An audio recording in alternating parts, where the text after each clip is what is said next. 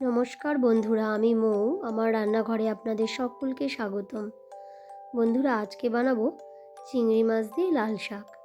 এই জন্য প্রথমে চিংড়ি মাছটাকে ভালো করে ধুয়ে নিয়েছি, দিয়ে ওর মধ্যে পরিমাণ মতো নুন হলুদ মাখিয়ে রেখে দিলাম।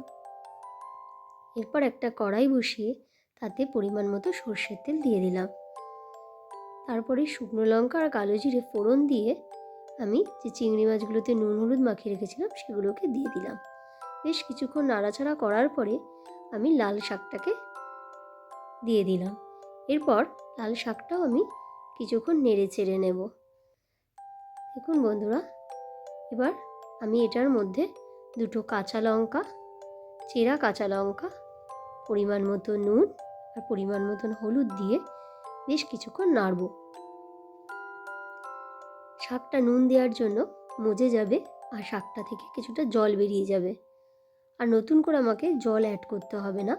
তারপর আমি ঢাকা দিলে ওই জলেই শাকটা সিদ্ধ হয়ে যাবে।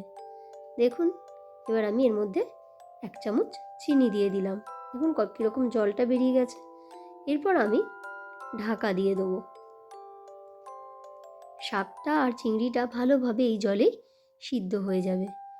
এদিকে শাকটা সিদ্ধ হোক আর আপনাদের সাথে আমি কথাটা বলে নিই। বন্ধুরা, আপনারা কে কোথা থেকে রেসিপিটি দেখছেন অবশ্যই কমেন্টে জানাবেন, তাহলে আপনাদের আমি ধন্যবাদ দিতে পারবো।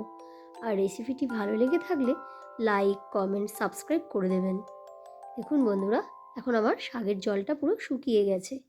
এবার আমি আর ঢাকা দেব না, পুরো খুলে রেখে শাকটাকে ভাজা ভাজা করব। দেখুন শাকটা আমার পরিবেশনের জন্য রেডি হয়ে গেছে।